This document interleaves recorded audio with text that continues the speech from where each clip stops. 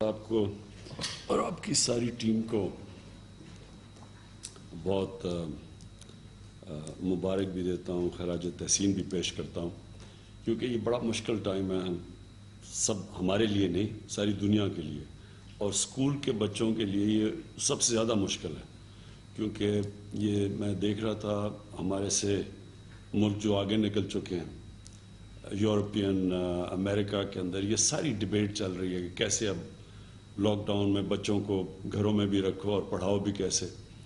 تو یہ جو آپ نے سٹیپس اٹھائے ہیں یہ بڑے قابل تعریف ہے، کیونکہ آپ نہیں بھی کچھ کر سکتے تھے، کیونکہ ایسے ٹائم پہ لوگ سمجھتے ہیں ہم بے بس ہیں.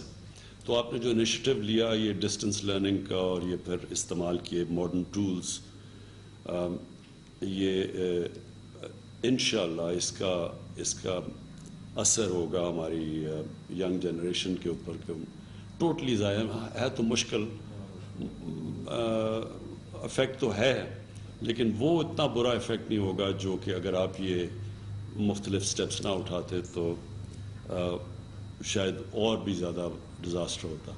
مجھے پتہ ہے کہ پیرنٹس کے اوپر ڈپینڈ کرتا ہے، ماں باپ جتنے ہینڈز آن ہیں اتنا وہ زیادہ اس کا فائدہ اٹھا سکتے ہیں، اور وہ ماں باپ جن کو جو اتنی ان کو سمجھ نہیں ہے، جو پڑھے لکھے نہیں ہیں، ان کے لیے زیادہ مشکل ہے بچوں کو اس ڈسٹنس لرننگ سے پوری ان کو فائدہ ہو.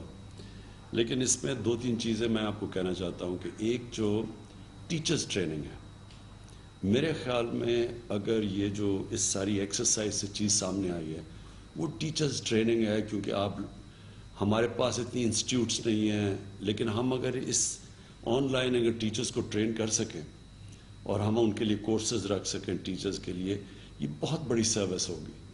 اور خاص طور پہ میں نے یہ ریموٹ علاقوں میں دیکھا ہے کہ نہ سائنس کا ٹیچر ملتا ہے، نہ وہ ٹیچر ملتا ہے میتھمیٹکس کا،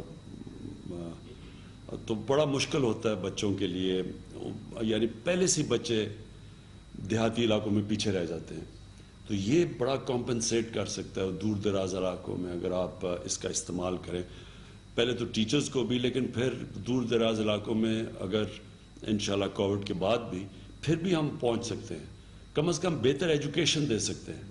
کیونکہ ابھی پھر سے پرابلم آتا ہے کہ وہاں مجھے میاں والی کا جو ایک دو تحصیلیں ہیں، عیسیٰ خیل جو تحصیل ہے وہ بڑی ریموٹ ہے، تو ادھر ساری جو بچوں کے اسکول ہیں وہ بند پڑے ہیں، کیونکہ وہ بچیاں پڑھتی نہیں ہیں، وہاں فیمیل ٹیچرز نہیں ملتی، تو وہ ایک وشس سرکل میں پھنسے ہوئے. نرسز نہیں ملتی وہاں، کیونکہ وہ دور علاقہ ہے، یہاں سے لیڈی ڈاکٹرز جاتی نہیں ہیں، وہاں سے ڈاکٹرز پروڈیوس نہیں ہو رہی، تو ایک وشس سائیکل میں یہ بڑے بیکورڈ علاقے پھنسے ہوئے ہیں.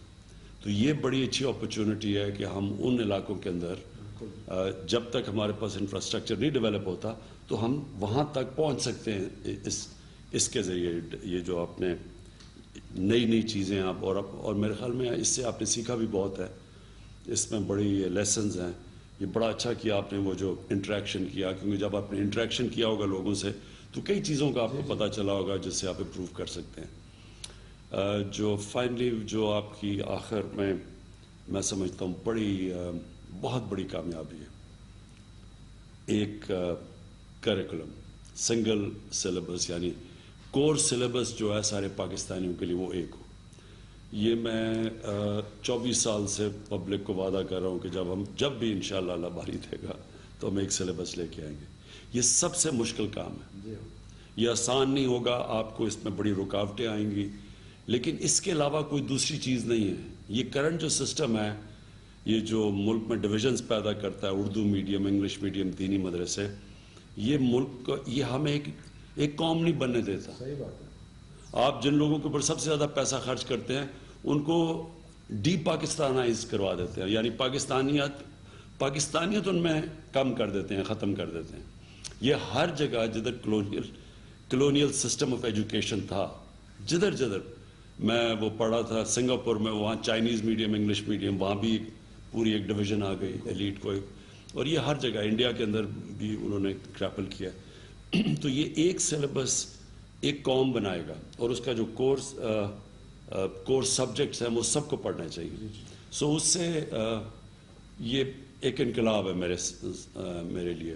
اور انقلاب کے علاوہ جو ہم اپرچونٹیز نہیں دیتے اپنے نچلے طبقے کو اوپر آنے کے لیے, پوری ایک لمٹ ان کے پوٹینشیل پہ لمٹ پیدا کر دیتا ہے جو ہمارا سسٹم ہے. تو نمبر 1 وہ. سیکنڈلی دینی مدرسوں کو مین اسٹریم کرنا, یہ بہت بڑی یہ انشاءاللہ یہ آگے آپ جا کے یہ بہت بڑی سروس ہے پاکستان میں. آپ کو ضرور پڑھنی چاہیے GW لیٹنر کی کتاب.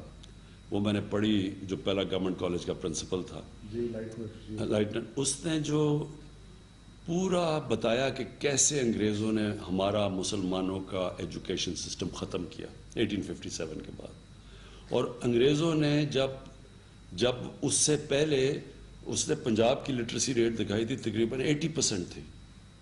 کیسے ایک بڑی یہ لٹریٹ قوم تھی, اور کیسا جو پرانا سسٹم تھا وہ بڑا زبردست تھا, اور کیسے جو مدرسوں کی ٹاپ لائن سٹینڈرڈ بہت اونچی تھی, اور ان کے سب یعنی اسٹرانومی, فلسفیز, ایرسٹوٹل, یہ سب پڑھایا جاتا تھا.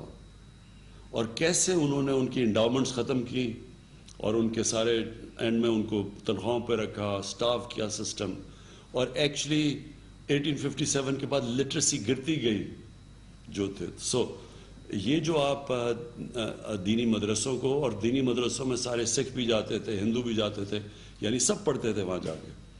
تو وہ جو سسٹم ہمارا تباہ ہوا اور اب مدرسوں کو بالکل آئسولیٹ کر دیا, یہ بہت بڑی سروس آپ کر رہے ہیں. تو اور جو نیشنل ایجوکیشن پالیسی, اس کی بڑی ضرورت ہے. اور سکلز ایجوکیشن سب سے امپورٹنٹ ہے اس وقت. سکلز ایجوکیشن, کیونکہ ینگ پاپولیشن ہے, ان کو روزگار چاہیے. جب تک آپ ان کو ہنر نہیں سکھائیں گے تو وہ ان کو روزگار, تو یہ یہ ہماری پرائرٹی ہے. شفقت, جتنی بھی آپ کو مدد چاہیے گورنمنٹ کی, کیونکہ یہ پرائرٹی ایریا ایجوکیشن, اس میں بھی ہمارے 2 صوبوں میں تو ہم پوری طرح امپلیمنٹ کر سکتے ہیں, پنجاب میں اور پختونخوا میں, اور بلوچستان میں بھی اصل میں کولیشن گورنمنٹ ہے. تو ہم کم از کم ان پروونسز کے اندر, اور یہ اسلام آباد کو پلیز ایک ماڈل بنائیں. اسلام آباد میں سارا جو آپ ایکسپیریمنٹ کریں, تاکہ اس کو ایک سارے دیکھیں کہ یہ ایک ماڈل ایجوکیشن ہمارا یہ جو علاقہ اسلام آباد ایریا کو, اس کو پلیز بنائیں.